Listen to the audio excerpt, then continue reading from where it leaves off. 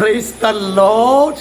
Hallelujah. പ്രിയ സഹോദരങ്ങളെ, ഒരു Sabbath ദിനത്തിൻ്റെ എല്ലാ അഭിഷേകങ്ങളും എല്ലാ അനുഗ്രഹങ്ങളും, പ്രത്യേകിച്ച് ഇന്നലെ റോസാ മിസ്റ്റിക്ക മാതാവിൻ്റെ തിരുനാള് അല്ലേ, ശരിക്കും 13-ാം തീയതി എന്ന് പറഞ്ഞാൽ യൂറോപ്പിലൊക്കെ പല സ്ഥലങ്ങളിൽ 13 പൊട്ട നമ്പർ എന്നാണ് പറയുക.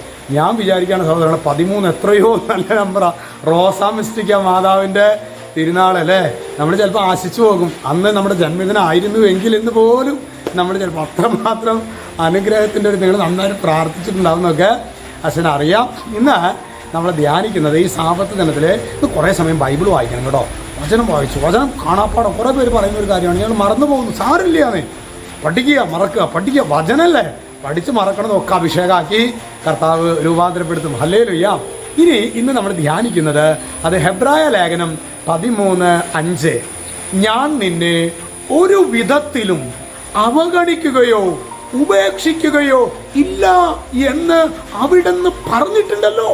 ഹെബ്രായ ലേഖനത്തിലൂടെ ദൈവത്തിൻ്റെ ആത്മാവ് പറയാണ്, എടം മകനെ, എടം മകളെ, ഞാൻ നിന്നെ ഒരു വിധത്തിലും അവഗണിക്കില്ല, ഉപേക്ഷിക്കില്ല. ആരാ പ്രിയ സഹോദരങ്ങളെ?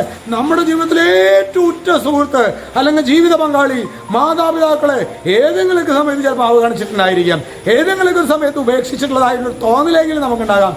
എന്നാൽ നമ്മുടെ ദൈവമായ കർത്താവിൻ്റെ വാഗ്ദാനമാണ് സഹോദരങ്ങളെ, 8000-ലധികം വാഗ്ദാനങ്ങളിൽ ഒരു വാഗ്ദാനമാണ്, നിന്നെ ഞാൻ അവഗണിക്കുകയില്ല കുഞ്ഞേ, നിന്നെ ഞാൻ ഉപേക്ഷിക്കുകയില്ല കുഞ്ഞേ. എൻ്റെ യേശുവേ, ഈ ഒരു വചനത്തിൻ്റെ ഒക്കെ ഒരു അഭിഷേകം ഞങ്ങൾക്ക് തരണമേ. വചനം ദൈവമക്കളെ സത്യമാണ്, വചനമാണ് സത്യം. ഹല്ലേലൂയ. ഈശോ നിങ്ങളെല്ലാവരെയും സമൃദ്ധമായി അനുഗ്രഹിക്കട്ടെ. രക്ഷിതാവായ യേശു ക്രിസ്തുവിൻ്റെ നാമത്തിൽ ഇപ്പോഴും എപ്പോഴും എന്നേക്കും ആമേൻ.